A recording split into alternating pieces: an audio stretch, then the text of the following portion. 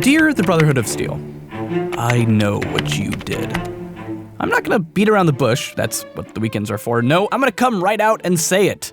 You killed Sarah Lyons. In fact, I wouldn't be entirely surprised if you killed Owen Lyons too, but honestly, he was old, so whatever. I'm willing to overlook it. So let's back up for a second and give you a bit of a refresher on the important stuff. The Brotherhood of Steel that we became familiar with in Fallout 3 was originally sent out east to look for technology by the original Brotherhood faction in the west. With them came Arthur Maxson, son of Jonathan and Jessica Maxson, who is the last heir of Roger Maxson, the founder of the Brotherhood of Steel. Owen Lyons, the elder in charge of this contingent of Brotherhood members, upon seeing the state of the capital wasteland, took it upon himself to change the primary objective of their mission from find technology to find technology and use it to better the lives of the local population. This was a huge fucking problem for some hardcore Brotherhood members. I mean, they have the word Brotherhood in their title. You know they're gonna be all about following traditions. Anyway, enough of them were pissed enough to fuck off and form the Brotherhood Outcasts, a splinter faction residing in the capital wasteland that claimed to follow the true mission and directorate of the original faction out west. Yada yada, the main plot of Fallout 3 happens, and through this conflict never gets resolved. Best case scenario, the main protagonist shows up and fucks everyone up, but Fallout 4 brought us new canon.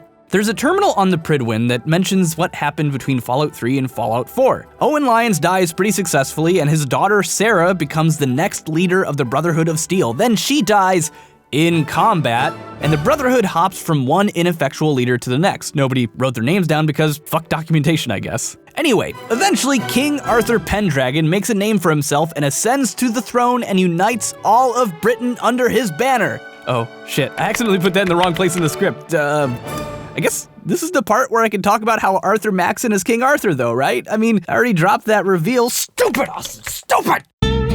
Anyway, yeah, it's in his name, which is a pretty big and obnoxious slap in the face, but we even covered in an episode of Hidden History that the Pridwin itself is named after a ship that King Arthur himself sailed to Ireland in order to obtain the Cauldron of Dirwernach. I guess he was opening up an antique store or something. The Arthurian comparisons are all over the place. He's a young, sexy, idealistic leader who, under most circumstances, nobody would take seriously, but makes up for his youth with extensive early combat experience, unshaking ideals, a sexy beard, a strong vision, leadership acumen, and a really fucking important last name. Also, he was mentored by an old wizard, wanted to fuck his half-sister. Yes, I know Sarah isn't actually his sister, but whatever, close enough, and is famous for having united warring states under one roof. But what does this have to do with Sarah Lyons? It's all in there already, we just have to put the pieces together. So let's go.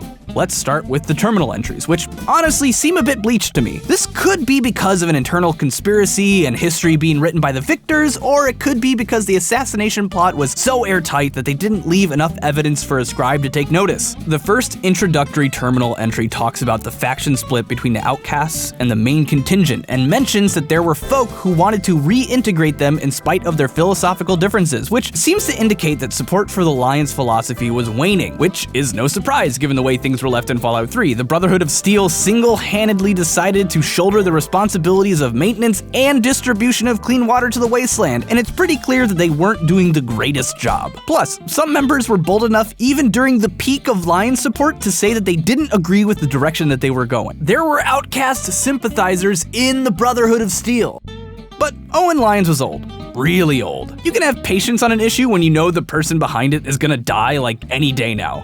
And he did, eventually. Unfortunately, his daughter took authority over the Brotherhood of Steel. Sarah Lyons. Young, strong, bullheaded, survived a fucking blast of nuclear radiation with nothing more than a saucy attitude to show for it. She wasn't gonna die anytime soon, not by ordinary means. But she fell in battle. Arthur Maxson took control of the Brotherhood of Steel, brought the outcasts back into the fold, and began carving a warpath into the Commonwealth. Sarah fell in battle. An elder to the Brotherhood of Steel gets cut down in a fight and gets one sentence devoted to it. Isn't that just fucking strange? Let alone that the circumstances that would bring the leader of an organization as important as the Brotherhood of Steel to the forefront of a fight are rare as hell. In fact, the only time I really remember seeing an elder of the Brotherhood of Steel fight is when the Brotherhood invades the Institute, or when someone else attacks their headquarters. How many generals do you know in real life, shut your fucking mouth, Preston, who actually go into live combat themselves? How many kings do you see fighting alongside pawns in a chess game? Regardless, I'll buy it.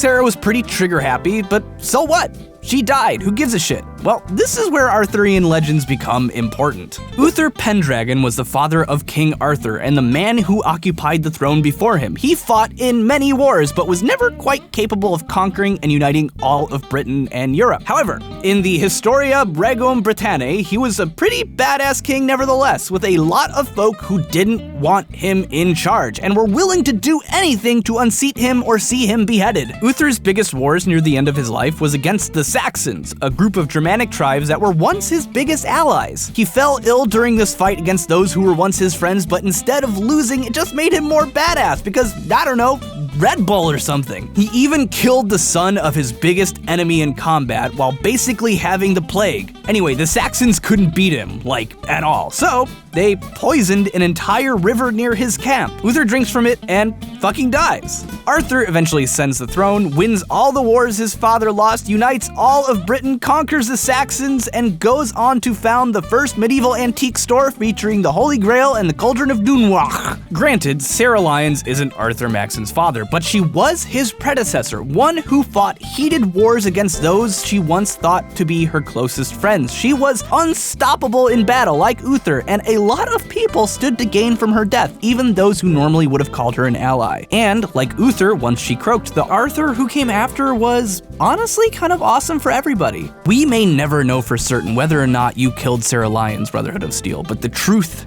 is out there. And I'm just waiting for you to fuck up so I can catch you. Maybe it was all for the greater good in the end, but you should still pay for your crimes. Sincerely, Austin. P.S. Oh look, Bethesda announced their DLC schedule. Awesome. Looks like the first one's coming out in March. That's pretty sweet. It's next month. Wait, what? Season pass price jumps to $50 on March 1st.